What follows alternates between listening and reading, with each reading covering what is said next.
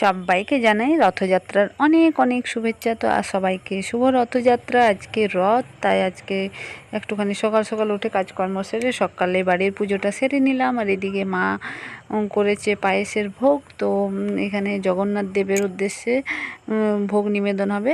তো এখানে মন্দিরে মন্দিরে মা পুজো দিতে গেছে। আর এদিকে এখনও তুলসী তলাতে বাড়িতে হয়নি, তো এটা কাকু আসলে পরে তারপরে হবে।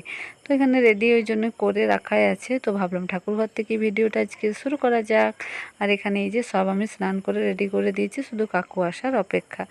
আর এই যে এখানে ভোগও রেডি করা আছে। এটা হবে বাড়িতেই পুজো, আর এটা আমাদের মায়ের মন্দিরে হবে। তো এই বাকি মন্দিরে মা দিতে গেছে। আর এদিকে বাচ্চাগুলো বের করেছে রথ। কি সুন্দর দেখুন রথটাকে সাজিয়েছে ওরা ওদের মতন করে একটুখানি।